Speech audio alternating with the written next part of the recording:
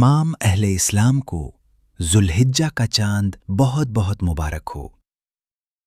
اللہم اہلہ علینا بالامن والایمان والسلامة والاسلام والتوفیق لما تحب وترضى ربنا وربک اللہ۔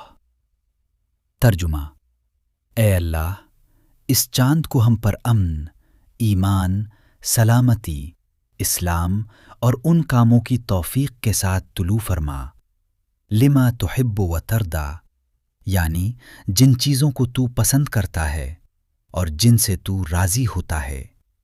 ہمارا اور تمہارا رب اللہ ہی ہے۔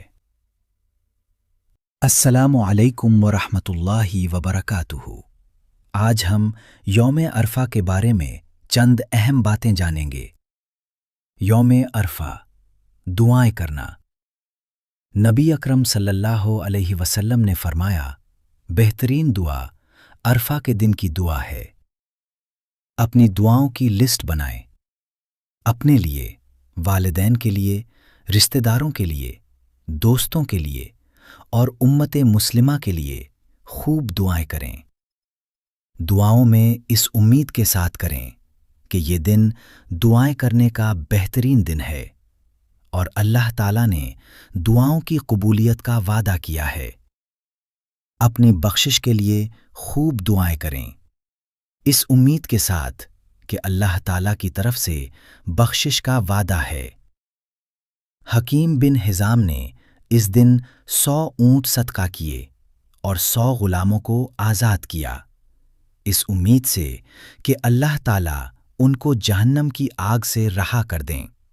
اس لیے دعا کے ساتھ صدقہ بھی کریں۔ یوم عرفہ، تدبیرات۔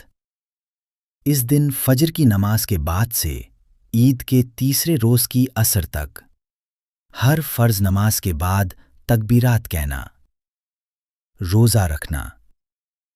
نبی اکرم صلی اللہ علیہ وسلم نے فرمایا، مجھے امید ہے کہ عرفہ کے دن یعنی 9 ذوالحجہ کا روزہ ایک گزشتہ اور ایک آئندہ سال کے گناہ مٹا دیتا ہے، یعنی اس دن روزہ چھوٹے چھوٹے گناہوں کے کفارے ہے۔ اس دن اس امید کے ساتھ روزہ رکھنا ہے کہ اللہ تعالی ہمارے گناہوں کو معاف فرمائے گا۔ یوم عرفہ، دعائیں کرنا۔